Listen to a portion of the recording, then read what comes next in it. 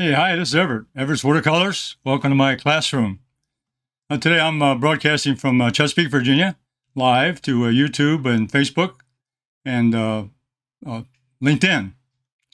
And Gloria, my wife's in the studio, Hello.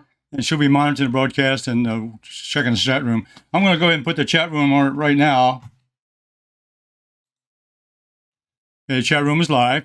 What we're going to do today is, first of all, the video I do today, you go down into the link below, and I've got a link to last week's broadcast to showing the Crepe Myrtle painting that I did in colored pencils. I also have a link to my Facebook page, which has an area which I call Everett's Watercolors Art Group, and there you can display your art. So you can download the photograph and even the drawing on my website. That link is in my the comments below, also the description below. So you can download the link to the photograph and do the painting or do the sketch or do the drawing using colored pencils, whatever. And then you can post them on my Facebook page, and let me take a look at them. I'd love to have you share it with me, and I'll get back to you and give you some comments and see what if I can help you. I took a look at last week's broadcast, and I wanted to add some more information. So I've created a video today to add some more information about last week's painting with colored pencils. I've broken this video down into three main sections. The first section will cover more in detail of the drawing portion. I even go in to show you how to set up the transfer of a photograph to a piece of painting paper. I show you how to do the proportions, the measurements, and then the transfer into the grids. How to make a grid on the photograph and how to make a grid on the piece of paper. I think that transfer exercise is very important. I think that may help explain exactly in detail how that's done. So I redid that and put that on film, and you'll see that here in a few moments. The second section is a recap of the drawing I did last week with the colored pencils. I took the same information. What I did was I double speed up the film, and I've added some comments as I went along. So that's like a review for last week. This is a quick review. And then the third section is I go back and do a second layer on the actual colored pencil painting. And what I did is I improved the contrast. I cleaned up some of the edges and took out some of the white paper and made it up into a final painting. So you can take a look at that, and I hope you enjoy. I'm going to go ahead and start the film, and I'll see you when it gets over. I'll see you back here, and we'll talk about some more. Crepe Myrtle painting, added drawing, and painting tips. Okay, I'm going to go over how to measure out this dimension on the photograph and transfer it to a piece of watercolor paper, the size that you want. Now, the downloadable link that I showed in the last painting I did with the Crepe Myrtle tree, when you print it out, this is on an 8.5 by 11 sheet of a regular printer paper, and the dimension of the photograph turns out to be 9 by 7. 9 by 7 inches. All right, so what I want to do, I want to turn this into a 3 by 3 grid. I want three blocks up here and 3 blocks down here. So I want to divide it into thirds. So let's do a little bit of math. I know on the long side, the 9 inches, that's easy because the grid line here is 3 inches. 3, and then 3, and then 3. So that's a pretty easy division right there. 3 inches each way. Now this way here on 7, do a little bit of math. This is 7 inches wide. So if we take 7 inches and we divide it by 3, take 7 and divide it by 3, we'll get 2 1/3. 2 1/3. Well, what is a 1/3 of an inch? Well, this ruler I have here is the see-through rulers. They're divided, inches are divided into 16 sixteenths. So what I can do here is say 1/3, so 16/3. If I divide 3 into 16, that gives me 5. 5 and a little bit over. So 5/16 then equals 1/3 of an inch. And that's really close. So what I do is that's for the dimension here on the grid. So to draw the grid on here, you measure the 3 inches down, 3, 6, 9, and do the same thing on the other side, 3, 6, 9, and then you draw your horizontal lines across. That's 1, and then 2.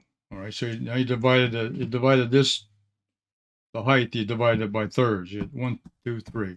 Now this section here with the verticals, I measured my calculation here is that this divided in thirds, I need 2 1/3 inch, which is 2 5/16.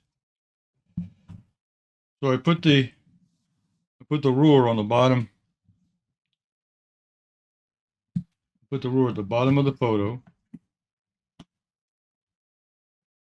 and it's going to. I got a little bit of border there, so I'm going to put an equal border on each side. I'll take that 7 inches now, and you can see here I got the 7 inches, so I got a little bit, about almost, that's like a quarter of an inch border out here, which is okay. I just want to get this section divided by thirds. So what I do then is I take the measurement, I go over here and I mark out 2 1/3 inch, which is 2 15/16. So I go 1, 2, and I go over 5/16. 1, 2, 3, 4, 5. So that puts that mark right there.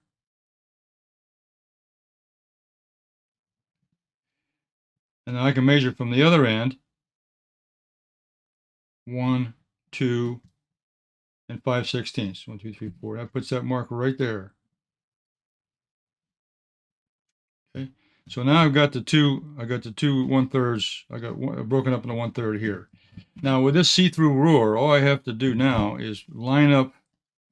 This is why I like the see-through ruler. I've got the line. And if I put it on a parallel movement there, I can just get the parallel line. I can see through the plastic. So I got this straight line here, horizontal straight line. I line that up. I put this on the 1/3 and I draw that line 1/3 of the way. So that's 1/3. Then I go to the other end and line up parallel lines. What I'm doing is I'm looking through and I'm getting that line, just the horizontal lines lined up with the line on the ruler. So I've got a square. So I've got that edge on the 1/3, and then I draw that line. Okay. So now I've got my grid now all marked out. I got 1/3 this way, 1/3 this way. This is 2 1/3, which is 2 5/16 inches, 2 5/16 inches, and 2 5/16 inches. Up here I've got 3, 3, and 3. So I got my grid marked out on the reference photograph. Okay, now I go over to my paper that I'm going to draw on, which could be my watercolor paper. And I've got my measurements here now. I want to put it into a frame. So I can take the actual measurements. I can take the actual frame here, and I can take the actual frame. This is an 8x10 frame.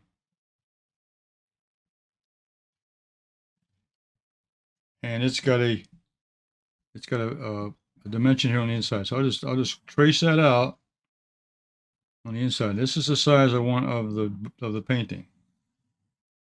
Okay, and I take that out. So I use this as a template now to show the size I want of the actual painting. Okay, now then I measure that, and I know pretty well. I know what the dimensions are. This is a 5. The dimensions of that size of that square is 5 by 7. Okay. So I got a 5 inches here and 7 inches here. Okay, well I've already done a 7-inch measurement here on the picture. I did the 7 inches across here, so I can convert that size here on the edge. So I know the dimensions already here. So I take the ruler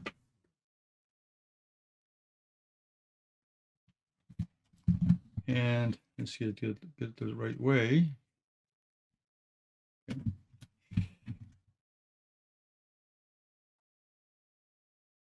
And I know by my measurement it's 2 and 5/16. So 2, I go over here 4, 5. And I can measure from this end. 1, 2, 5/16.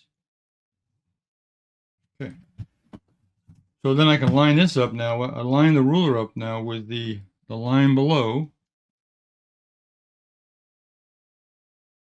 I've got a line on the ruler which lines up with with my line on the square, and I draw across there. That's one horizontal line. I'll do the same thing up here on the next one. I line up the ruler on this line right here, this vertical line, which I know is parallel. Then I draw the second line. All right, there's my horizontal lines. Okay. So I've got the two horizontal lines. I broke it up into thirds now. This is this inch, this and here. 2 and 5/16 division on this 7-inch side. Okay, now I have another problem here, a math problem. This is 5 inches. Well, 5/3, let's do another math. 5 divided by 3 equals 1 and 2/3. So each division now going, this for 5 inches, I break up 5 inches into thirds. So 5/3 is 1 and 2/3. Divide the fractions, 1, you get 1 and 2/3. I know 1/3 is 5/16, so this would be 1 and 10/16. I've done the measurement for a 1/3 of an inch. Now for 2/3 of an inch, it's just twice as much. So this would be 1 and 10/16 would be the division for this side here. So I'm going to take the ruler, line it up on the bottom, and I go over 1 and I count over 10/16. That's 8, 9, 10 right here. Then I come to the other side. I go 1 and I go 10. Says this is 8, 9, 10.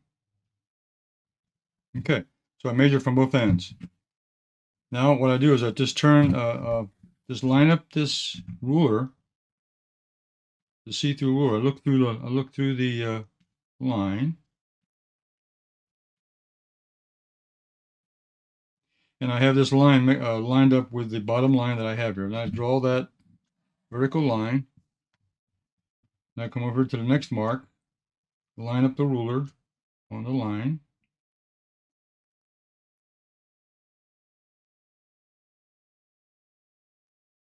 So I got the line here on the division, line. I find a line on the ruler, look through, it's at parallel with the line below, and then I find the mark that I made for the division, and I draw that line. Okay. So there's the vertical line. So now I have a grid now on my paper that is in proportion to the grid on the photograph.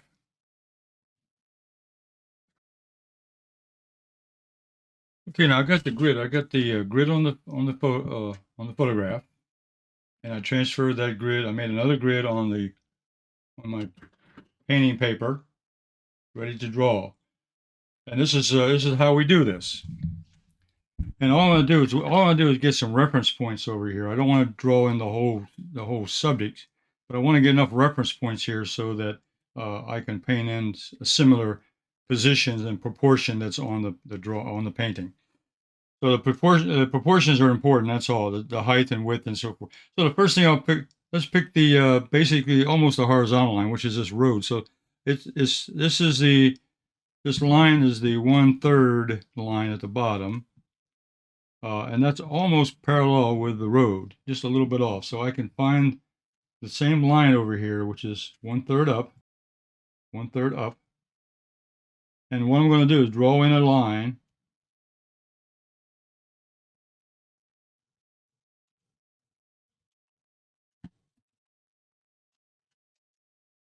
So that's the first horizontal line. Then right away I can go ahead and put in the, say, the tree line, the background tree line. And you can see here that if you look at the proportion of this square, of this middle square, it's there's a halfway mark, so it's about almost a third, but not quite a third. So it's just about runs along there. So we go up here.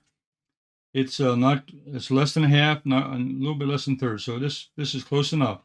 So here we get we draw in, and you can see here that part of it's going to be blocked out by the tree, and then we come over here to the center part, and this part of the tree gets a little bit higher. The tree line gets a little bit higher, and then it comes back down. Okay. So there's two lines we've done. We've done a horizontal line for to the edge of the road, and then we've done the tree line back here. The pathway, or the roadway, is just a narrow strip. This starts pretty close to the line, and then it comes down. So I'm going to make it just a little bit wider.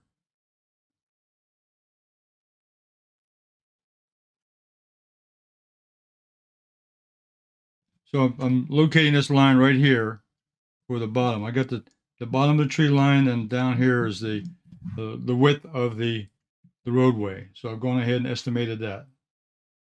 I've got flexibility how I want to draw that in. Now the tree itself, the position, the angles on the trunk and so forth, we can start here at this bottom, right here in the bottom square. It's in the bottom square and right in the middle, right here. So we're looking at this part right here on the drawing. This is the bottom square in the middle. And we're down here about about a third. This one over here, it goes up and it angles out to the right, and it comes up and it goes straight up here.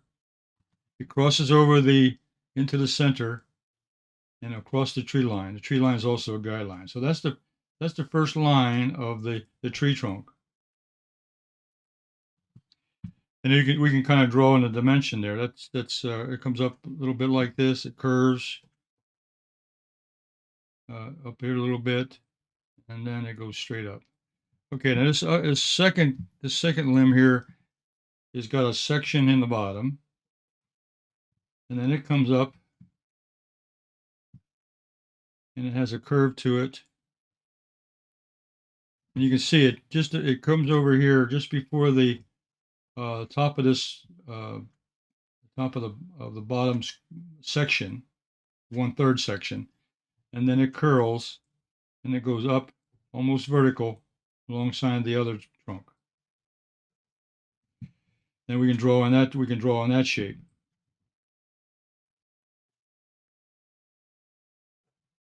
Now this trunk over here, now it starts about almost in the middle, a little bit this section here, and it goes off toward the angle here.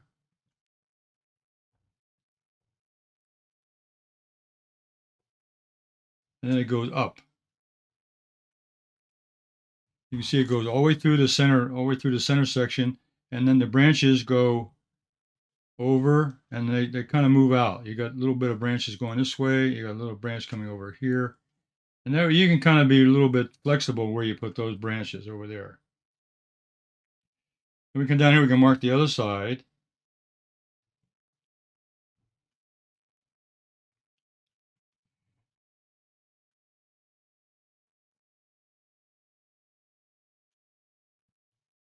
Okay, so I've got the trunks identified, and the Morris's large branch here.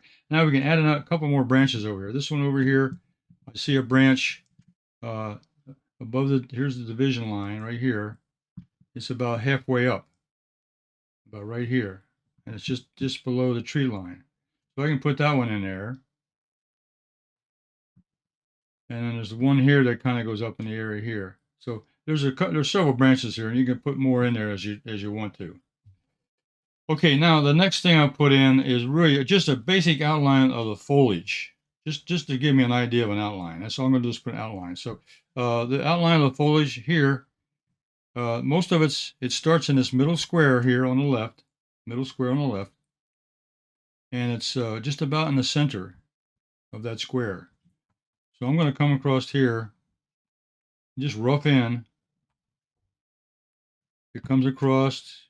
It goes up a little bit here in the square. It goes above. It goes into the top square a little bit. Comes down to this corner. Goes up again, and it goes on out to the top. Okay, that's the top. That's the top silhouette of the top. Now the bottom area, there's a little gap here for some sky holes. This one here comes in, and it kind of gets broken up here a little bit. And you can kind of rough this in just generally.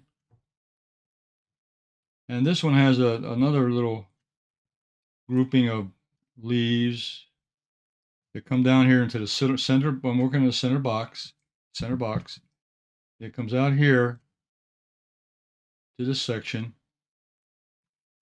And then this comes down, and then this comes down to the bottom. So that pretty well gives me a rough outline of the tree mass. And up here, these little limbs up here have some small leaves and so forth on. Not a big deal.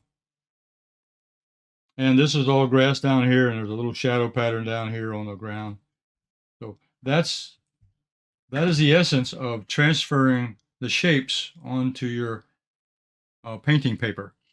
And you're just getting a rough outline of proportion and size and location in relative to the other parts of the painting. So I've identified the horizontal line, I've identified the tree line, I've identified the major trunks and their relative position and shape, and basically location. And then I went ahead and added in the limbs, a few limbs here, just the most important limbs or the most prominent limbs.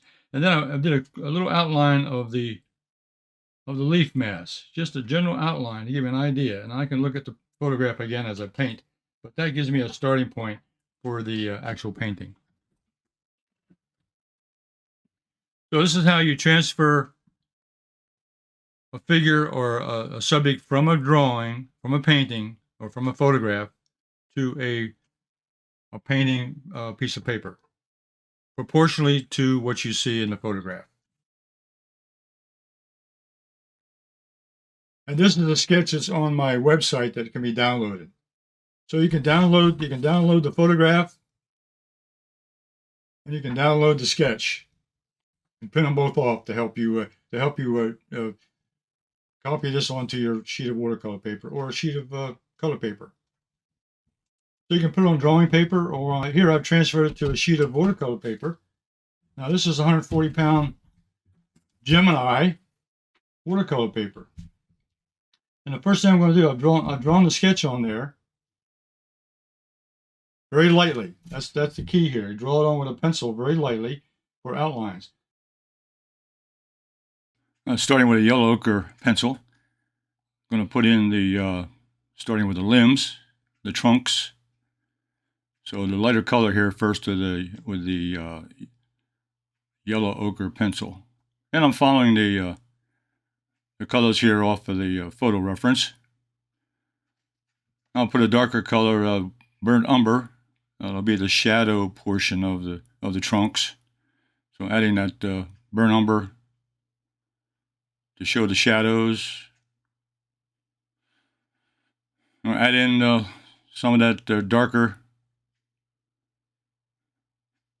limbs up in the trees there. So I'm looking at the sketch, looking at the photo, and I'm drawing in some of the prominent limbs up inside the branches. And that small area off to the left, I started out with the burnt umber. I'm going to move back to the yellow ochre because the branches are lighter because they're in the sunlight, and adding some branches to the left side.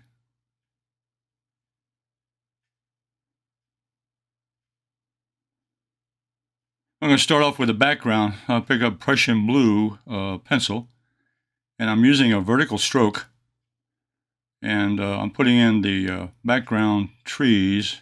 I'm using the sketch that I have there to show the height of the background.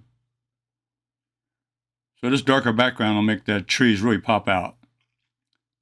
So I'm starting out with Prussian blue, and the vertical strokes gives me a nice, smooth, even distribution of color using the vertical stroke. Now I'm going to turn into, get the that's forest green. I'm going to start at the bottom up because I want the bottom of the background to be darker at the bottom because that's where less light is, and leave the top a lighter value to simulate that the top value has the sunlight coming across the top of those trees.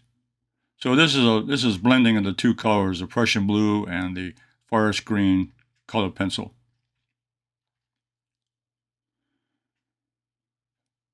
Now picking up another green, this is holly green. I'm going to go into the foliage on top of the tree here, and I'm using a side stroke here, and I'm looking at the photograph and also the outline I did on the drawing to get the outline sketch of those leaves. And I'm leaving lots of openings here because I want to have sky holes, so I want to leave some of those areas open for the sky to show through. Now, still continuing, using a side stroke portion with the pencil, I'm adding in that dark green, which is a holly green, and also leaving a lot of white space open for the sky holes in between the limbs. Now, on top of this, I'm picking up this is apple green, and I'm adding a little bit of lighter green at the top where some of the sunlight's hitting some of those top branches. So this lighter green will blend with that. And also that area off to the left is a lot lighter, all in sunlight, so I'm making that a lighter green with that apple green pencil. And while I've got the pencil in my hand, I'm going to add that green color down into the grass area. So I'm using a side stroke here and putting in that color there in back of the trunks of the trees. Then I'm going to pick up that darker green, which is that holly green, and going in and putting in the foreground dark area. A little bit of shadow pattern down there and some darker value in the foreground. Now in the sky, I've got a sky blue color pencil, which is a beautiful, and I'm matching that with the color in the sky. And I'm going to put that into the background, into the area above the trees. Look at the sky holes. I'm adding the sky holes into the tree line, into the back of that tree. So I'm gradually adding in, blending in. I'm picking up a little bit of cerulean blue now, a little bit darker at the top. So adding a little bit of cerulean blue, which is the same color as in my palette. The cerulean blue color were very compatible.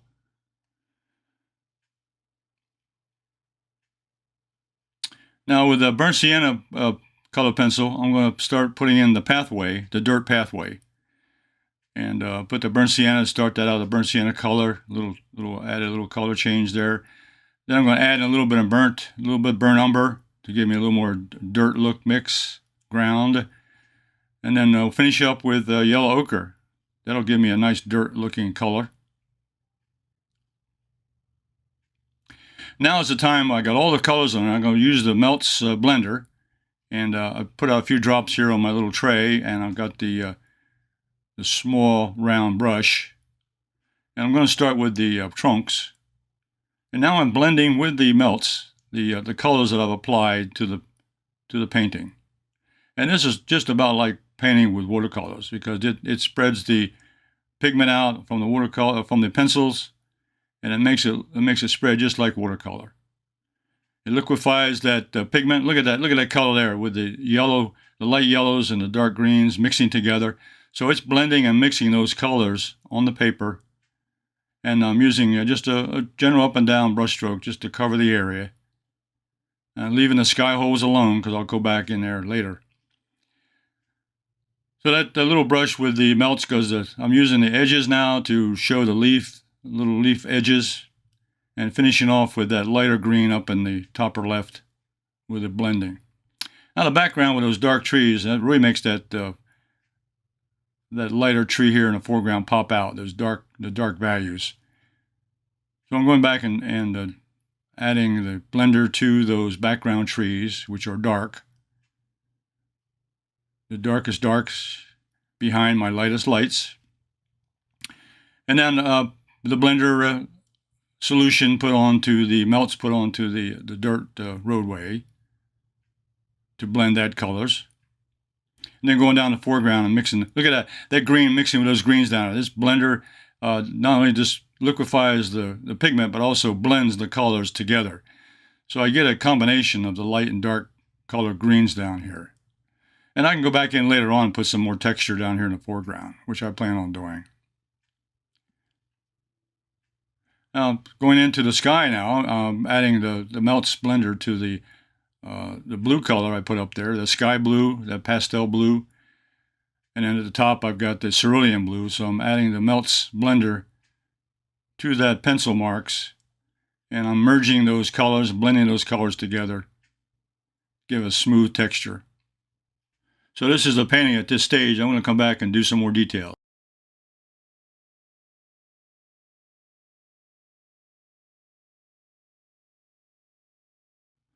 We're going to start. I started the value of adding more color up here in the foliage. It needs to be a little darker. So I've added the darker greens and a little bit of yellow up in here. Now I'm going in with the blender and I'm blending in those darker colors. And also I'm also working on improving some of the edge control there, showing a little more sharper edges, especially over in this little section over here, to make them show up a little more definition of the edge, make them look more like leaves, a part of the tree. Blending out that darker colors all over on this one section here, I think makes a real big improvement.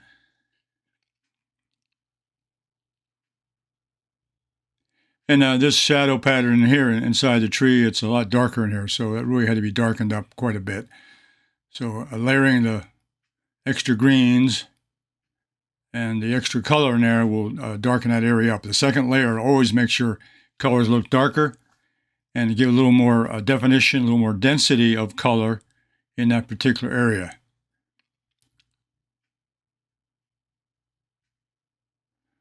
So this is the first area of improvement, was the trees, because that's the main object here of this painting. So I want to go in and define that tree line a little better. A second layer of coloring with the MELTZ blender also makes it a much more improvement.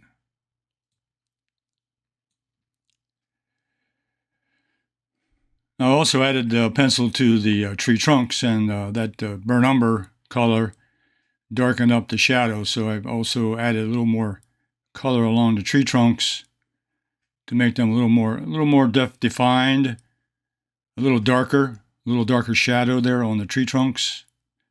So adding the MELTZ blender to that makes it much more better. I like that. I like that much better. And up here, I've added the limbs up in the sky holes. I used the burnt umber pencil to darken those up, so they look more realistic now in the sky holes.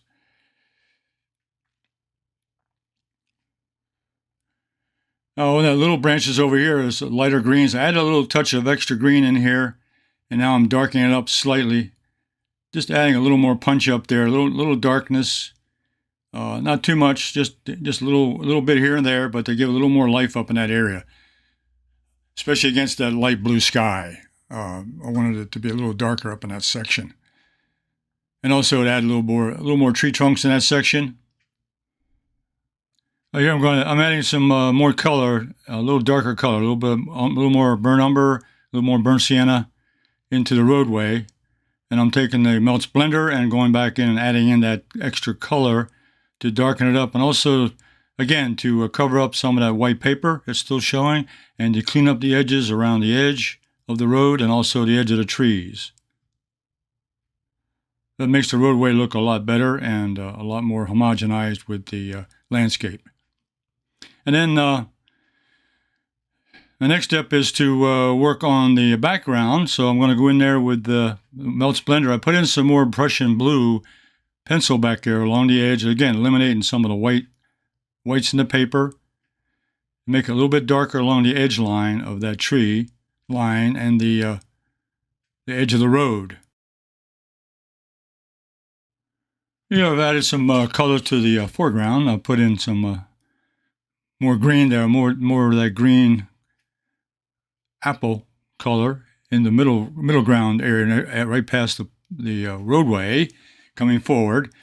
And now I'm blending in the lighter green. I'm blending in and getting around the tree trunks. Again, eliminating some of that little specks of white paper. Just cleaning up the edges, tightening up the design. So that bring it in, I'm going to integrate that light green. Now I'm going to mix it in with the darker green, and also get a little texture here, showing some grass growing up here around the tree, a little taller grass. And the color is also darker in the foreground. There's a little shadow pattern from the next tree next to it, and the sun was shining.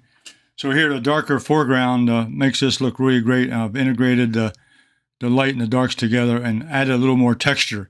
I think this gives a little more definition in the foreground, which I think this particular painting needed a little more attention in the foreground area.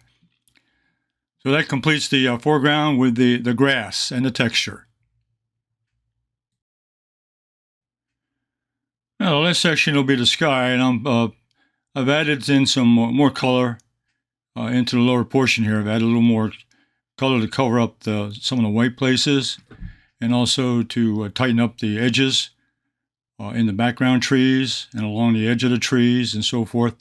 So that gives me a much smoother application of the colors I started to put on here. The first layer kind of covered it, but this second layer integrated. Here I'm putting in the colors into the sky holes. It'll be a little darker than the regular sky because there's less light inside the sky holes. But then I continue on to blend the light blue color, which is the sky blue, with the MELTZ blender.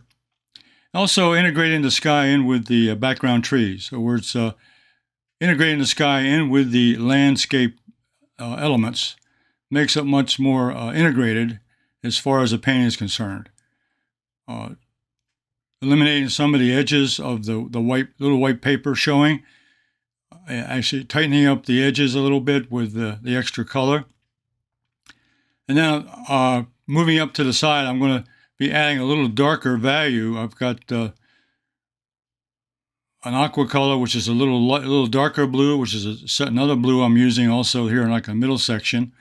So I'm getting a little bit darker as I go higher up into the sky. But I'm going around and filling in the open spot areas around the edge of the tree. So now up here on the top is my cerulean blue, which is the darkest blue I have in the sky. And here I'm integrating the color with the MELTZ blender, blending that color in. Again, this second layer is a little bit darker, and I'm eliminating a lot of the white paper it's still showing. So this layer will actually integrate the color in with the rest of the painting, and will eliminate the white parts of the paper that's still showing. So this will smooth out the painting itself, because I'm integrating it with all of the elements in the painting, along with the tree, the background. And I'm doing a smoothing out process with the blender with this small brush. The color's a little darker in the top, and every time you blend it, you're going to get variations in the color, and it just comes from experience, and also a little bit of judgment on how much more color you need to put in different places. But then you smooth it out and do the best you can. You learn from every time you do one. You learn something new about how to apply a color or how to do a color and so forth. So this is coming along very well. The blending with the MELTZ blender is coming out very smoothly. It's also covering up those white specks in the watercolor paper, which I already started to think about how I'm going to cover that. So this covers it up very nicely. Gives me a nice smooth application of color. And the MELTZ blender gives me a good way to integrate the colors in with the rest of the landscape. The blue integrates in very nicely with the green of the leaves of the trees. So there's no much competition there between green and blue, because they go together or analogous. They go together very nicely. So smoothing out the corners, cleaning up the edges will make this painting look a lot better, and I'm really, really happy to see the results here.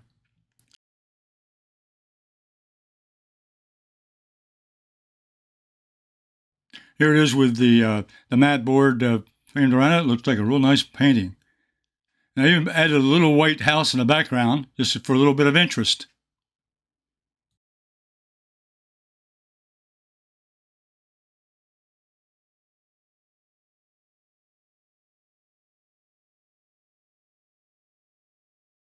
Well, that was something I wanted to get back to and do some more information about, because I think you can see some of the things that I did to add more detail and to add more information about, number one, how to do a drawing, how to do transfers. That's an area that some people may not understand, but have to see it once or twice and try it again and again and get more practice at it, the better you get. Transferring a drawing and drawing again, and then the actual added features of adding the second color. It's just like a watercolor. When you add that second layer, you can add more intensity to the color, you can add more contrast, and of course more detail. And that's what I wanted to do and show today. And I wanted to share that with you from last week. So the links below in the description of this video has a link from last week, and you can see the original. And this week also I have the download to my Facebook page and the video and the picture on my website that you can download. Those links are there, so you can download, do a drawing, and then you can post it on my Facebook page. And I'd love to see you share those things with me and give me some information about what you think. Don't forget to subscribe to my YouTube channel and give me a like and give me a thumbs up. That's well appreciated. And also on YouTube and LinkedIn. I'd like to see you all again, and I'll be back again next Thursday at 2 o'clock.